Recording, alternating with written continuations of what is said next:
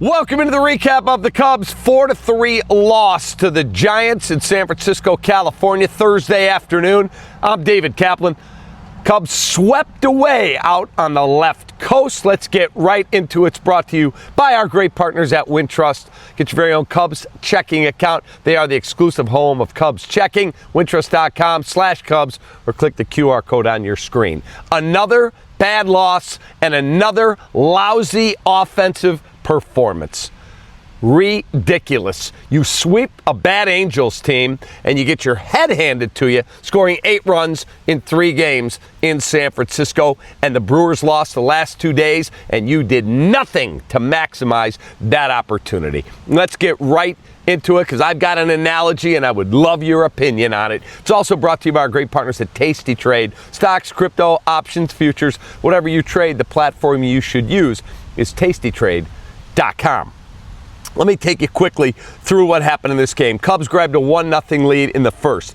Ian Happ singled to center, brings home Tucker, 1-0 Cubs. They spit it right back in the bottom of the first. Shota Imanaga gives up a 2-run jack to Willy Adames. The former Brewer crushes one, and it's 2-1. Dansby ties it in the second with his 19th home run. It's a 2-2 game. In the 6th inning, Michael Busch, way up and way out, is 25th. It's a 3-2 lead. Can the Cubs hold it? Absolutely not. Here's the bottom of the 6th. Willy Adames, his 24th, way up and way out to center. We're locked up at 3. The Cubs do nothing. We get to the top of the 9th inning in a 3-3 ball game. You need 1 run. The way Daniel Palenvia in save situations has been pitching as of late, pretty solid. You need 1 run. And guess what? Kyle Tucker walks to lead off the inning. Does a good job. Works a walk. Do you bunt him over? Nope. Do you hit and run? Nope. You've got noted slugger Ian Happ up, who's having a terrible year at the plate. He would tell you that. Do you steal with Kyle Tucker? Nope. So Happ strikes out. PCA hits a fly ball. They make a really nice catch in the outfield. You get the 3rd out on a strikeout. Inning over. No small ball. We don't try anything, Craig, on a team that has scored 8 runs in the entire series. Do you try anything? No, you don't. I don't understand it. It's almost like it is what it is. He got kicked out of the ball game today, but if you don't think he's the guy calling the shots from the clubhouse, you're out of your mind.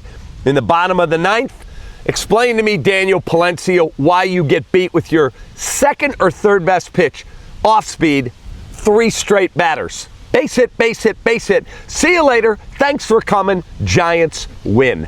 Ridiculous. Go pull up the tape and you tell me a guy who throws 101, 102 with regularity, why he's getting beat on his off-speed stuff. And if you tell me that's the scouting report, then the scouting report sucked. Period. Ridiculous. Let's give you the Hooters winging its starting pitching matchup, and then I want your opinion on an analogy that I think fits beautifully. Imanaga, 7 innings, 5 hits, 3 runs are earned, 5 Ks, a walk, and 2 home runs. Keller and Palenvia finished it off. Solid outing for Shota. Your offense did nothing to help you. And for the Giants, Logan Webb, 7 innings, 7 hits, 3 runs are earned, 7 Ks, 2 home runs, and they used 3 relievers to keep the Cubs offense at bay. The player of the game is easily Willy Adames. 2 home runs, 3 RBIs, no doubt about it. Willy Adames is your apt player of the game. And the look ahead that's brought to you by Studio 41, home remodeling showroom, 13 locations, studio41.com. You're going to Colorado. You better find a way to sweep the Rockies. I always talk about 1 batter, 1 pitch, 1 out at a time. When you gag away 2 straight games to the Giants, I'm not expecting a sweep there, but you should certainly not get swept. And the Brewers lose 2 straight yesterday and today, and you gain no ground? Ridiculous. Here's my analogy. And I used it this morning on ESPN 1000 with my guy, Jonathan Hood. And I think he concurred. I would love your thoughts. The Cubs are like a Courtyard Marriott, an Embassy Suites, Hyatt Suites. They're fine.